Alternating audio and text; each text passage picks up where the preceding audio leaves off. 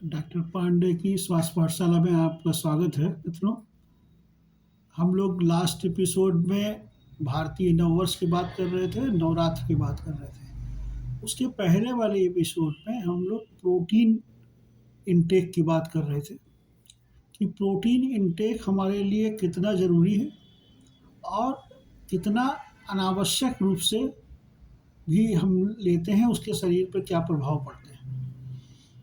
आज times of India में medical doctors ने भी यही कहा है कि अगर ज़रूरत से आवश्यकता से ज़्यादा प्रोटीन ली जाती है तो उसके दुष्परिणाम भी आते हैं। हम लोग लास्ट में बात कर रहे थे कि प्रोटीन का जो वेज सोर्सेज हैं वो मिल्क एंड मिल्क प्रोडक्ट हैं सारे, घी छोड़ के। घी में प्रोटीन नहीं होता है, वो 100% फैट होता है। दूसरा, हमारे जो है जितने भी वाइट मीट्स हैं, वेजिटेरियन में जितने दलहन हैं, लेग्यूम्स हैं, फलीदार जो हमारे दलहन हैं, इनमें,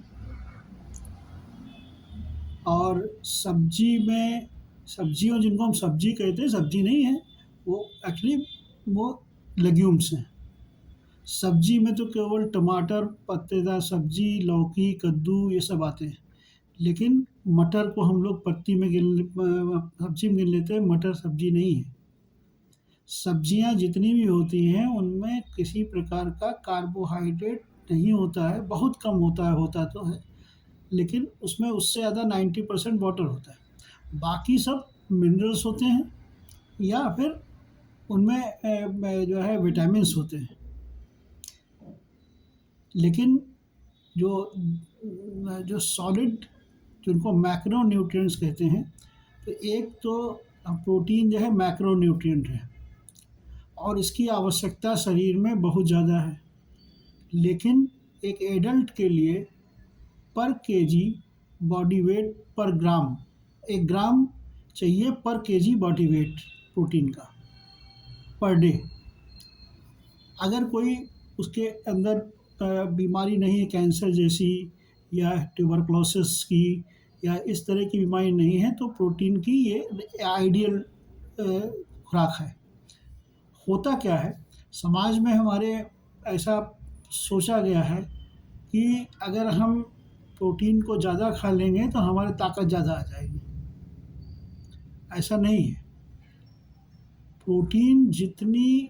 प्रोटीन का डाइजेशन और मेटाबॉलिज्म जो है वो थोड़ा कॉम्प्लिकेटेड होता है, क्योंकि ये प्रोटीन अमीनो एसिड्स से बने होते हैं। कई सारे एसेंशियल अमीनो एसिड होते हैं, कई सारे नॉन एसेंशियल होते हैं।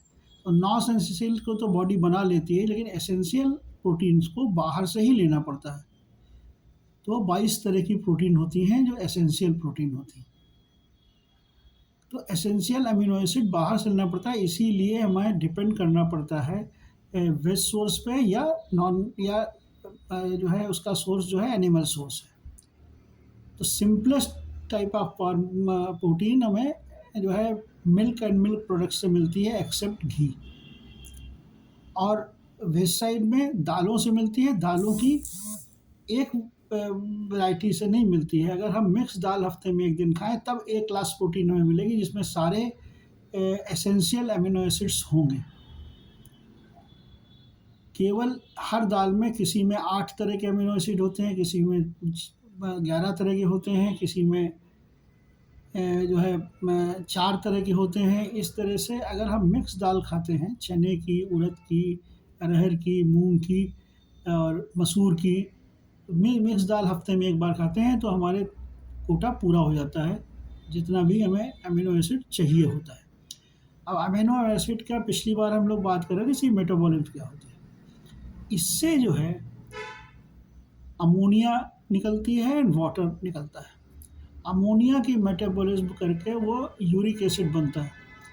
अब यूरिक एसिड निकालने का काम शरीर से 3 तरीके से होता है।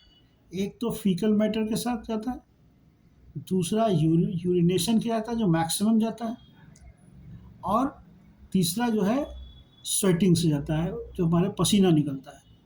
तो पसीना तो उनके निकलता है जो लोग शारीरिक मेहनत करते हैं, धूप में बाहर रहते हैं। लेकिन जो एसी में बैठ के काम करते हैं, उनका घर भी एसी है या केवल ऑफिस एसी है या कार भी एसी है, उनके साथ दिक्कत ये है कि वो प्रोटीन अगर ज़्यादा ले लेते हैं तो उनको उसको निकालने के लिए किडनी पर और लीवर पर ज़्यादा जोर पड़ता है, क्योंकि ज़्यादा अमाउंट में अमोनिया बनती है और उसको यूरिक एसिड में कन्वर्ट करना पड़ता है। ये लीवर का काम है, छानने का काम किडनी का है। अब उसका जो तोड़ है, जो एसी में बैठते हैं, उनको हमसे कम से कम एक बार महीने में हफ्ते में स्टीम बाथ लेनी चाहिए या सोना बाथ लेनी चाहिए, जिससे कि वो अपनी स्किन के ज़रिए मैक्सिमम स्वेटिंग करा सकें और उस स्वेट जिससे है वो अपनी किडनी और लीवर को बचा सकें। उसके ऊपर एक्स्ट्रा अब जब एक्स्ट्रा मेटाबॉलिज्म किसी भी प्रोटीन की होती है तो एक फ्री रेडिकल्स निकलते हैं। फ्री रेडिकल को कहते हैं ऑक्सीडेंट, और वो फ्री रेडिकल जाके किसी न किसी सेल पर ऑक्सीडाइज होते हैं जो फ्री घूमते रहते हैं, और उसका नतीजा ये निकलता है कि हम लोग जो हैं उसका नतीजा ये निकलता है कि जो है वो फ्री रेडिकल जब किसी सेल पर ऑक्सीडाइज हो जाते हैं तो उस सेल का परमानेंट डैमेज हो जाता है। तो प्रोटीन को हम कितनी लेंगे, क्वांटिटी में लें, क्वांटिटी इसके लिए आप न्यूट्रिशनिस्ट से संपर्क कर सकते हैं।